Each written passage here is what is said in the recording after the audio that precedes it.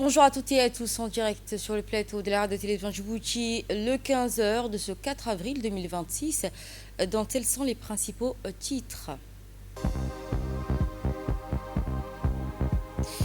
Au ministère de la Santé, une formation sur la prise en charge de l'asthme chez l'enfant a été organisée en collaboration avec la Société djiboutienne de la pédiatrie, organisée des sessions de formation au Moyen-Orient. Un avion de chasse américain abattu en Iran. Un avion américain a été abattu sur le territoire iranien. Bonjour à toutes et à tous, vous êtes sur Télé Djibouti pour ce journal de 15 heures. À Djibouti, la santé des enfants est au cœur des préoccupations. Les professionnels se forment pour mieux lutter contre l'asthme. Une session de formation consacrée à la prise en charge de l'asthme chez l'enfant s'est tenue aujourd'hui à Sheraton Hotel, à l'initiative de la Société djiboutienne de la pédiatrie, avec la participation de nombreux professionnels de la santé. La rencontre a été présidée par le docteur Abdelrahman Moumin Douxié, pédiatre diabétologue et vice-président de la Société djiboutienne de la pédiatrie, ainsi que le docteur Emma Sina, pédiatre et présidente de la société. Plusieurs autres responsables du secteur de la santé ont également participé à cette session organisée dans le cadre du programme de formation médicale continue. Cette initiative vise à renforcer les compétences des praticiens, actualiser leurs connaissances et à promouvoir des pratiques médicales harmonisées en service de la santé. Considérée comme l'une des maladies chroniques les plus fréquentes chez l'enfant, l'asthme fait l'objet d'une attention particulière. À Djibouti, des efforts constants sont déployés pour améliorer les conditions de vie de ces jeunes enfants. Une prise en charge adaptée permet, dans la grande majorité des cas, du bien de contrôler la maladie et d'assurer aux enfants une vie active et équilibrée. Cette session a permis aux participants de consolider ainsi leur acquis et approfondir leurs connaissances sur la reconnaissance précoce des symptômes, l'optimisation des traitements et l'accompagnement des familles. Cette formation a également contribué à l'amélioration de la qualité des soins et à prévenir des complications. Depuis sa création, la Société djiboutienne de la pédiatrie s'engage à promouvoir la santé infantile à travers des actions de formation, sensibiliser et coordonner ainsi le professionnel de la santé. Grâce à l'implication d'experts et au soutien des partenaires, ces initiatives constituent un levier essentiel pour renforcer les capacités des praticiens à répondre au mieux dans ce genre de cas. La santé des enfants est au centre des préoccupations à l'État de Sheraton. La pédiatre Emma Assina s'est exprimée en ces termes. Écoutons ensemble. C'est vraiment avec un grand plaisir que je vous accueille aujourd'hui à cette troisième session de formation consacrée à une pathologie que nous rencontrons quotidiennement dans nos pratiques, c'est l'asthme. Je tiens tout d'abord à vous remercier chaleureusement pour votre présence, témoignant de votre engagement constant en faveur de l'amélioration de la prise en charge de nos patients, en particulier les enfants. Cette formation s'inscrit dans la continuité du programme de formation continue initié par la Société djiboutienne de pédiatrie. Elle reflète notre volonté collective de renforcer nos compétences, d'actualiser nos connaissances et d'harmoniser nos pratiques face aux défis de la santé publique. L'asthme est aujourd'hui l'une des maladies chroniques les plus fréquentes chez l'enfant, trop souvent sous-diagnostiquée ou insuffisamment contrôlée. Il constitue pourtant une cause majeure de morbidité, d'absentéisme scolaire et parfois d'hospitalisation qui aurait pu être évitée. À Djibouti, comme dans de nombreux pays, nous faisons face à plusieurs défis. Le retard au diagnostic, les difficultés d'accès aux traitements adaptés, le manque d'éducation thérapeutique et parfois une banalisation des symptômes respiratoires. Or, nous savons que l'asthme bien pris en charge est un asthme contrôlé. Un enfant asthmatique peut vivre vraiment normalement, aller à l'école comme tous les autres, faire du sport et s'épanouir pleinement, à condition que nous, professionnels de santé, soyons bien formés et vigilants. C'est tout l'objectif de cette formation, mieux reconnaître les signes précoces, améliorer le diagnostic, améliorer, optimiser la prise en charge et surtout renforcer l'accompagnement des familles. Également parmi les discours officiels, le docteur Abdelrahman Moumin Douxié, pédiatre diabétologue et vice-président de la Société djiboutienne de la pédiatrie, est revenu sur l'importance de cette formation dédiée à la prise en charge de l'asthme chez l'enfant organisée aujourd'hui. Il a expliqué que cette session a réuni un large éventail de professionnels de santé, notamment des pédiatres, des médecins généralistes, des infirmiers ainsi que des urgentistes, tous mobilisés pour renforcer leurs compétences face à cette pathologie fréquente. Selon lui, l'asthme constitue aujourd'hui l'une des maladies chroniques les plus répandues chez l'enfant, ce qui justifie une attention particulière de la part des acteurs de la santé. Cette formation a ainsi permis de mettre en lumière les bonnes pratiques en matière de diagnostic et de prise en charge, tout en insistant sur la nécessité d'une vigilance accrue face aux signes cliniques. Le docteur a également souligné l'importance du dépistage précoce, élément clé pour éviter les complications et améliorer la qualité de vie des jeunes enfants. Il a insisté également sur le rôle central des professionnels de santé dans l'accompagnement des enfants et de leurs familles. Et enfin, il a qualifié cette formation de particulièrement enrichissante, mettant en avant la richesse des contenus dispensés, la qualité des échanges et enfin, les participants ont pu bénéficier des apports des uns et des autres. Également de l'actualité de ce 15h au premier arrondissement, mobilisation active s'intensifie autour des retraits des cartes d'électeurs à l'approche de l'élection présidentielle du 10 avril. Un dynamique qui témoigne l'intérêt croissant des citoyens dans le processus électoral. Dans la sous-préfecture du premier arrondissement, les guichets sont actuellement mobilisés pour la distribution des cartes.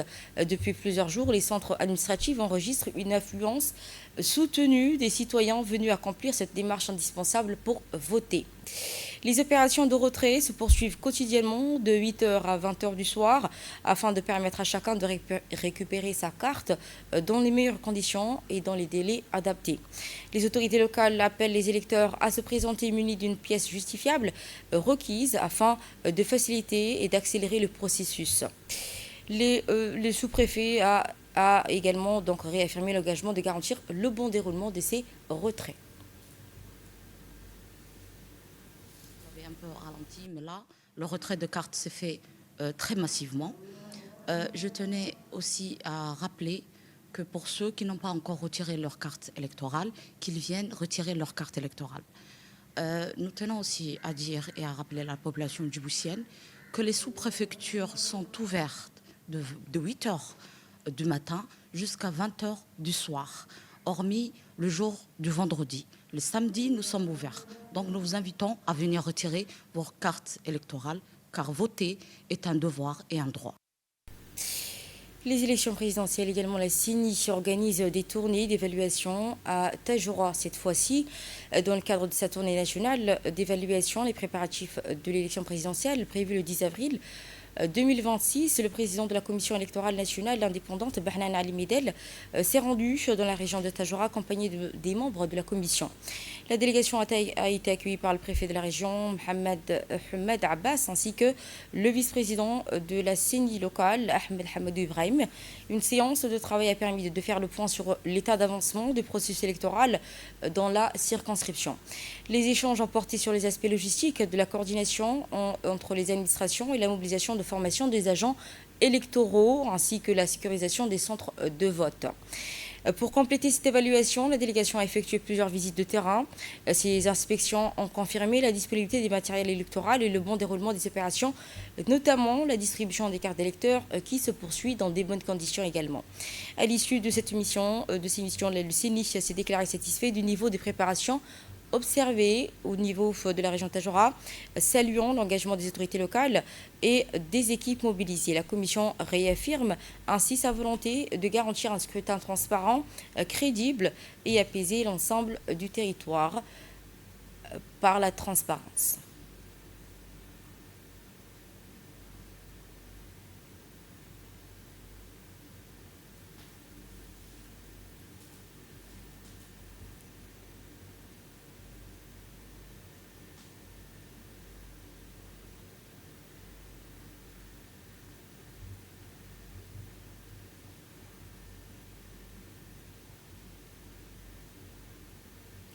Restons à Tagora, la première édition de la Coupe intitulée IOG 2026 est officiellement lancée cet après-midi.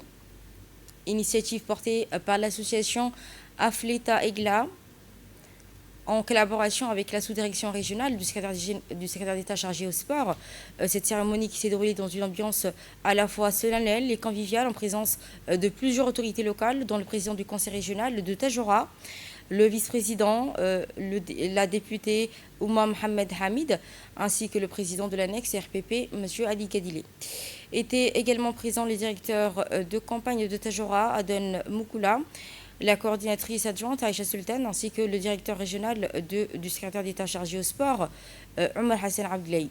Aux côtés des officiels et responsables d'associations, à leur tête, son président, Mohamed Abdelkader, accompagné de son vice-président, Ali Adita Ali, et du sous-directrice, Madame Madina Dembio. On saluait donc le lancement de cette compétition dans la région. Cette initiative vise à promouvoir le sport, à renforcer ainsi la cohésion sociale et favoriser l'épanouissement de la jeunesse djiboutienne. À cette occasion, la jeunesse de Tagora ont exprimé leur attachement aux valeurs d'unité et de développement, tout en saluant les efforts engagés en faveur de la région. Une mission spéciale a été adressée à M. Barry, président de la commission du comité d'organisation, et pour son engagement, félicitant par la comité. Avant le coup d'envoi, les équipes participantes ont défilé devant un public venu nombreux profiter de ces matchs amicaux. Ainsi que les autorités locales. On remercie aussi le ministre des Sports pour son engagement. On remercie aussi encore Madame Madina qui a été toujours là pour nous. Voilà, je voudrais remercier encore aussi les équipes ici. En nouvelles régionales et internationales, nous entamons avec la COMISA qui facilite le commerce régional grâce à une garantie de transit douanier unique. La COMISA simplifie le commerce régional avec une garantie douanière unique lancée comme garantie de transit régional visant à faciliter les échanges entre les États membres. Ce dispositif permet désormais aux transporteurs de circuler avec une seule caution, remplaçant ainsi les multiples garanties nationales. Cette réforme réduit les coûts, les délais et les lourdeurs administratives, contribuant à la fluidité du commerce transfrontalier. Elle devrait renforcer l'intégration régionale, améliorer l'efficacité logistique et soutenir la compétition des économies africaines. C'était dans les titres, mesdames et messieurs, un avion de chasse américain a été abattu par l'armée iranienne. Un avion de combat américain a été abattu au-dessus de l'espace aérien iranien, marquant une nouvelle étape dans ce conflit qui dure depuis près de 5 semaines selon plusieurs sources internationales. L'appareil F-15E Strike Eagle aurait été touché par la défense iranienne aérienne, contraignant les deux pilotes à s'éjecter. L'un a été secouru tandis que le second reste porté disparu. Un incident inédit depuis le début des hostilités accentue les tensions entre Washington et Téhéran et fait craindre une escalade militaire au niveau des deux pays. Intensification des bombardements dans le sud du Liban. Cette fois, les bombardements se poursuivent dans le sud du Liban, notamment à Tcheïr, où des frappes aériennes intensifiées ont causé d'importants dégâts matériels touchant des zones civiles. Les équipes de secours sont intervenues pour rechercher d'éventuelles victimes, tandis qu'une frappe distincte a détruit un bateau près du port, illustrant l'élargissement du cible à des infrastructures sensibles. Cette escalade militaire alimente des inquiétudes d'un embrasement régional et d'une aggravation de la situation humanitaire au Moyen-Orient. Et pour terminer, le marché asiatique en hausse grâce à l'amélioration du trafic dans le détroit d'Ormuz et à la flambée des prix du pétrole. Le marché asiatique a nettement progressé, porté par une reprise du trafic maritime dans le détroit d'Ormuz, axe stratégique du transport mondial de pétrole. Cette évaluation a rassuré les investisseurs sur la stabilité des approvisionnements énergétiques. Le Kospi sud-coréen gagne près de 3%, tandis que le Nikkei 225 japonais a progressé de 1,5%, soutenu par un climat économique plus favorable. Parallèlement, les prix de pétrole ont fortement grimpé. Le Brent dépasse les $110 de le baril dans un contexte de tensions géopolitiques ravivées après les déclarations américaines visant l'Iran. Le marché reste attentif aux répercussions sur l'économie mondiale. Et ce sera tout. Merci à toutes et à tous de nous avoir suivis. Vous étiez sur Télé Djibouti pour le journal de l'information et merci à l'équipe de la régie qui m'accompagne.